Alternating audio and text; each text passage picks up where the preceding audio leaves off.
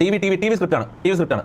അതായത് Jassie തൂങ്ങിപ്പോയി T V അടിച്ചു പൊട്ടിച്ചു. അല്ല സ്ക്രിപ്റ്റ് ആണ്. അതായത് ഇതെല്ലാം സ്ക്രിപ്റ്റിന്റെ ഭാഗം. മനസ്സിലാവും. ഇപ്പൊ ആദ്യം എന്റെ കസിന എന്ന് പറഞ്ഞാൽ ആ റീച്ചിന് വേണ്ട ഓനെ കയറ്റിക്കൊണ്ടുവരാം. ഷമീറാന്റെ ഏറ്റവും ആത്മാർത്ഥ സുഹൃത്താന്ന് പറഞ്ഞത് ഓനെ കയറ്റിക്കൊണ്ടുവരാനാ അല്ലേ. അതേപോലെ അസ്പാക്ക് എന്റെ എല്ലാ കാര്യങ്ങളും സോഷ്യൽ മീഡിയയിൽ ഇപ്പം തരംഗമായിക്കൊണ്ടിരിക്കുന്നത് MRC ഗാങ്ങിന്റെ തല്ലാണല്ലോ. ഒറ്റ കാര്യം പ്രിയപ്പെട്ട കൂട്ടുകാരെ നിങ്ങളോട് പറയാനുള്ളത്, പലപ്പോഴും പലരും നിങ്ങൾ ചോദിക്കാം പൊന്നൊരുക്കുന്നിടത്ത് പൂച്ചയ്ക്ക് എന്താ കാര്യമെന്ന്.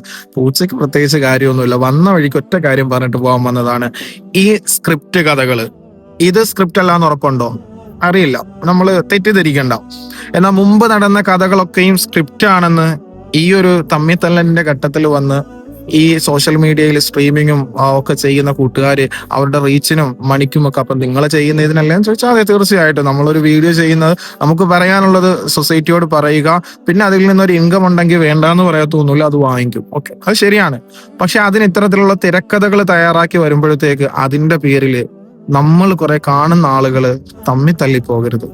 അല്ലെങ്കിൽ കമന്റ് ബോക്സുകളിൽ കിടന്ന് അങ്ങോട്ടും ഇങ്ങോട്ടും ചീത്ത വിളിച്ചും നമ്മളുടെ ടൈം വേസ്റ്റ് ചെയ്യരുത്.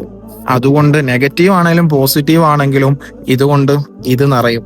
ഓക്കെ, അപ്പൊ ഈ ഒരൊറ്റ കാര്യം മാത്രം പറയാൻ വേണ്ടി വന്നതാണ്.